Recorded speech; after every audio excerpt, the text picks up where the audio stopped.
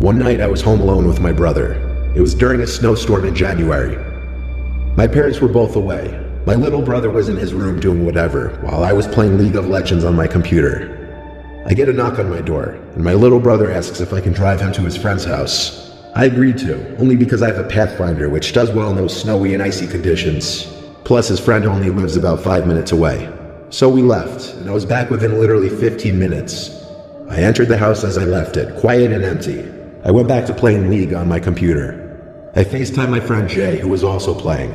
I would always do this and lean my phone on my monitor so it would be facing me and I could see the screen. This went on for a solid hour or two, before I heard a sound from downstairs, and I assumed my little brother got a ride back. Or hell, I assumed it was maybe our cat. I didn't go down to check though. A few minutes later, when I least expected it, Jay suddenly said, "Mark, I think your brother's sneaking up on you." I turned around but didn't see anyone. "What are you talking about?" I said. And he said he saw him peering around for a second from behind the wall.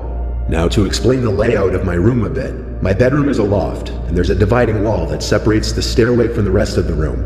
That wall was where Jay was claiming to have seen my brother peeking at me. So I called my brother's name, and he didn't answer. I went over to check the stairway, and he wasn't there either.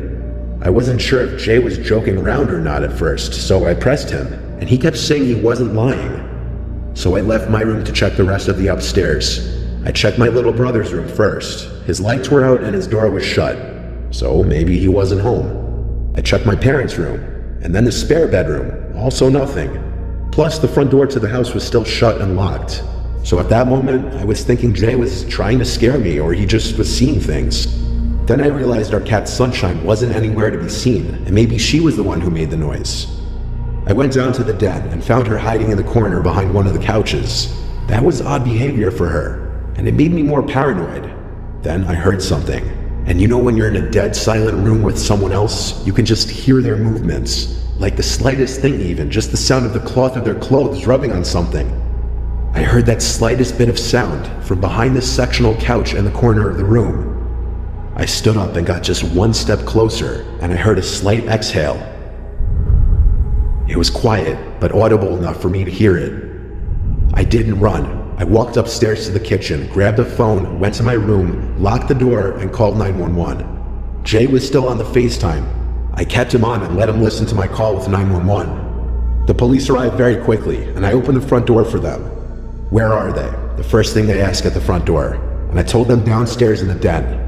The police started shouting, making their presence known, and I didn't see it happen, but they found the intruder with his hands up behind the couch in the same spot I heard him. It was a white male in his mid-20s. He had a large in his pocket that God only knows what he was planning on doing with.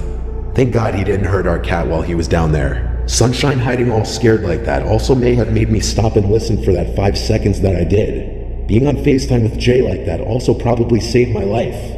I think the guy saw or just heard me on FaceTime with my friend and didn't want to witness to anything. Him hiding in the den like that instead of leaving makes me think he was planning on waiting until everyone in the house was asleep.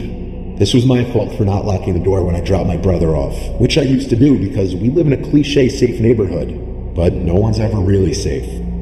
My family was all appalled, but proud of me for how I handled the situation. The intruder's name was Richard Taylor, and he was sentenced to 7 years in prison.